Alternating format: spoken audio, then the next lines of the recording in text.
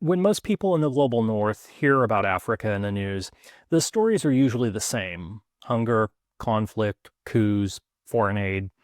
Global media often portray Africa through a lens of crisis, conflict, famine, and dependency, overlooking deeper stories of regional transformation. But beneath the headlines, something else has been unfolding: a quiet revolution in how Africa thinks about power, cooperation, and sovereignty. The African Union is a regional project that spans 55 member states and over 1.4 billion people. And while it doesn't make the headlines every day, it represents one of the most ambitious experiments in regional integration anywhere in the world. This isn't a copy of the European Union, and it's not trying to be. The African Union is its own idea, rooted in Pan-African ideals, postcolonial struggles, and the belief that Africans should solve African problems. To really understand the African Union, we need to begin with the idea that made it possible: Pan-Africanism. Pan-Africanism is more than a call for continental unity. It's a political and cultural movement grounded in the belief that people of African descent share a common history of exploitation and a common destiny of liberation. After independence, leaders like Ghana's Kwame Nkrumah argued that true freedom was impossible without political and economic integration. As he famously put it, the independence of Ghana is meaningless unless it's linked up with the total liberation of Africa. But when 32 newly independent states gathered in Addis Ababa, Ethiopia in 1963, they were divided on how to achieve that unity. One camp, led by radicals like Nkrumah, pushed for immediate and deep political integration, a United States of Africa. They believed that anything less would leave the continent divided and vulnerable to foreign manipulation. The other camp, led by gradualist figures like Tanzania's President Julius Nyerere, favored a slower, more cautious approach, arguing that Africa's diverse new states should focus first on functional cooperation while preserving their hard-won sovereignty.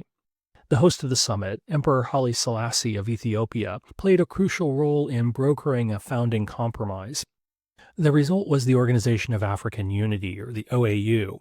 While it promoted the ideal of African unity, its structure heavily favored the gradualist, state-centric vision.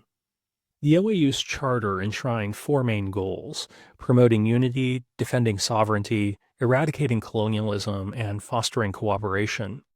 But its bedrock principle, the core of the compromise, was non-interference. This meant that each state agreed to respect the sovereignty of the others and to stay out of their internal affairs. In practice, this principle often prioritized the security of states over the security of the people. The OAU became a forum where leaders protected each other from criticism, even in the face of internal abuses or civil war. And this led critics to deride it as a dictator's club paralyzed by its own rules. And while the OAU was vital in supporting the final struggles against colonialism, its model of non-interference was ultimately unsustainable.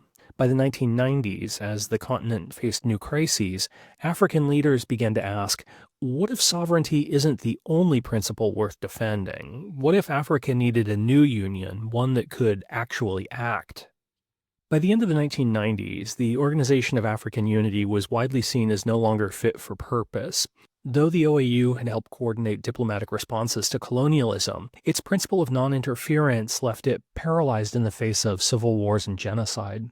Most famously, the OAU failed to respond effectively to the Rwandan genocide of 1994, where nearly 1 million people were killed in just 100 days.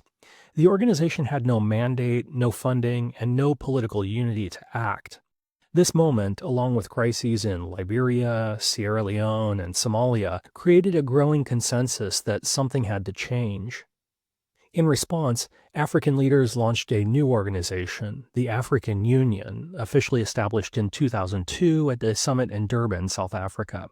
The AU marked a deliberate break from the OAU, not just a rebrand, but a reimagining of African regionalism with stronger institutions and a mandate to act. The AU was designed to be more than just a diplomatic forum. It was intended to be a continental platform for action on peace and security, economic development, governance, and integration. One of the most important shifts was the move from non-interference to what the AU called non-indifference. In the past, the OAU had refused to get involved in member states' internal affairs, even in the face of civil war or genocide. The AU changed that. Its Constitutive Act, adopted in 2000, explicitly gave the Union the right to intervene in cases of war crimes, genocide, and crimes against humanity. It also allows for sanctions against unconstitutional changes of government, including military coups, a key principle as Africa continues to grapple with democratic backsliding. The AU's founding vision, as expressed in the Constitutive Act and its Agenda 2063 framework, was bold: an integrated, prosperous, and peaceful Africa, driven by its own citizens and representing a dynamic force in the global arena. It reflected a growing belief that Africa's problems should be solved by Africans, not by external donors, former colonizers, or foreign militaries. So, how does the African Union turn its ambitious vision into action? Unlike the EU, the AU is not a supranational government. It's an intergovernmental body where member states hold the ultimate power. But it has a unique architecture to tackle the continent's biggest challenges. Perhaps the most visible and critical role of the AU is conflict prevention and peacekeeping. This is the very essence of the shift from non-interference to non-indifference.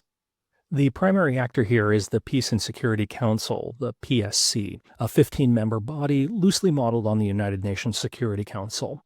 The PSC has the authority to deploy peacekeeping missions, mediate conflict, and impose sanctions. It's the engine of the AU's security policy.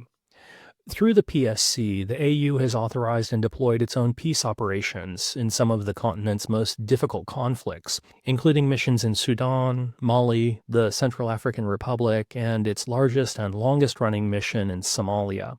While these missions are a tangible expression of the idea of African solutions to African problems, their sustainability often hinges on foreign support, especially from the European Union, raising important questions about autonomy and long-term capacity.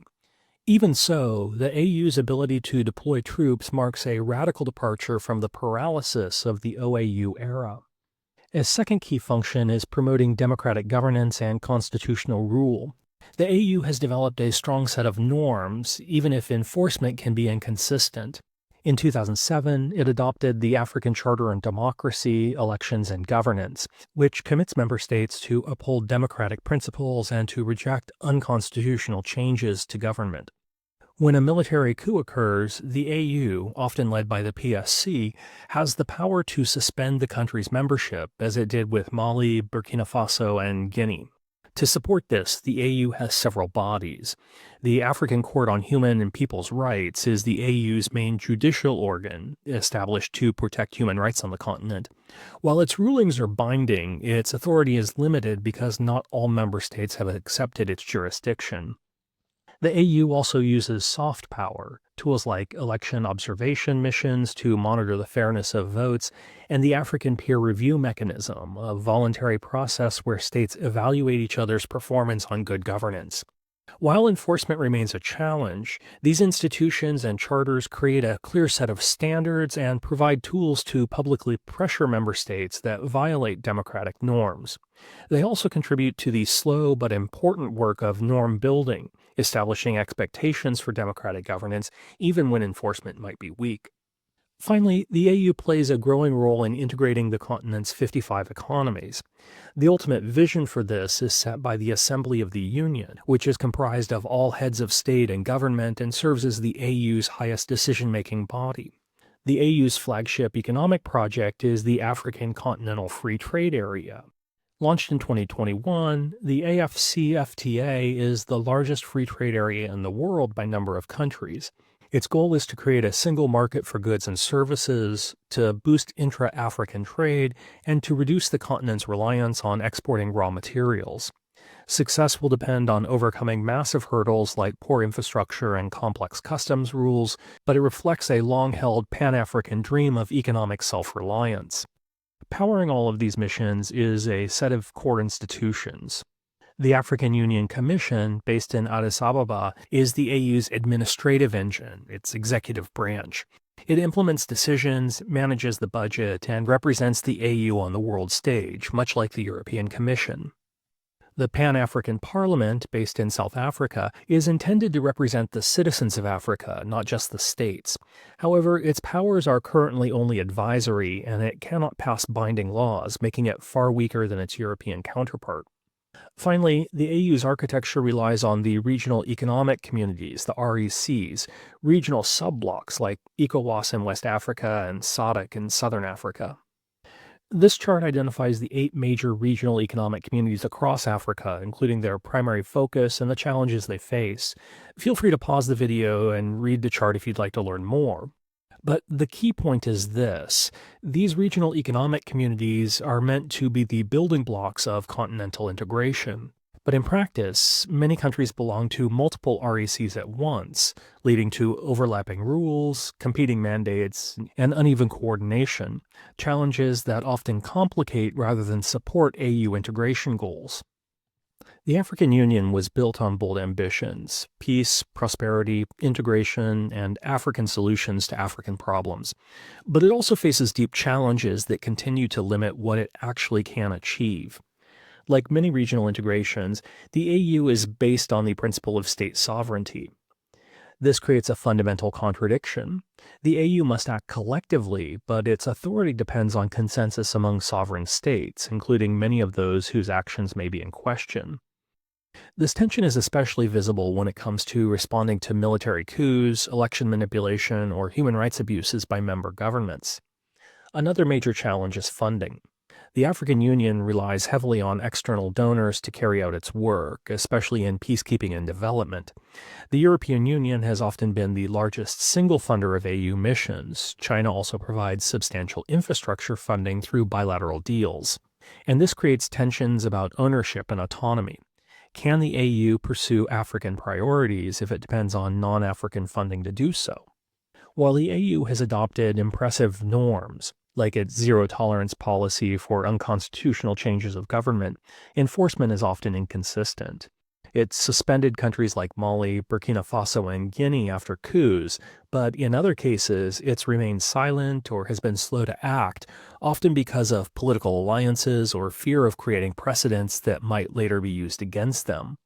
Member states often sign on to AU treaties and declarations, but then fail to implement them at the national level, and there are few meaningful consequences. Africa's 8 regional economic communities, like ECOWAS, SADC, and the EAC, are meant to be building blocks of continental integration, but in practice, they often operate independently or in competition with each other, and some countries belong to multiple RECs at once. This creates policy overlap, duplication, and coordination challenges for the AU. These challenges don't mean the African Union is a failure, but they do highlight the gap between vision and capacity, between what the AU wants to be and what it's currently able to do. At its best, the AU is a symbol of Pan-African unity, a forum for diplomacy, a platform for collective action. But at its weakest, it risks becoming more rhetorical than real, constrained by the very states that created it and dependent on outside powers to sustain it. The AU is often judged against the EU, but it was never meant to be a mirror of it. It emerged from a different history, a different set of challenges, and a different political reality, one shaped by colonialism, Cold War interference, underdevelopment, and deeply contested notions of sovereignty. What the African Union represents is a regional organization built on African priorities, not a copy of someone else's model, but an evolving response to the continent's most urgent needs. The African Union challenges us to rethink Eurocentric models of regionalism, offering instead a postcolonial path grounded in solidarity, not supranationalism. It is at once an ideal and a compromise, a platform for peace, development, and diplomacy, and a reminder of how difficult meaningful cooperation can be in a world shaped by unequal power and constrained by limited resources. The AU's Agenda 2063 lays out a bold vision: a peaceful, integrated, and prosperous Africa, one led by its own citizens playing a dramatic role in global affairs.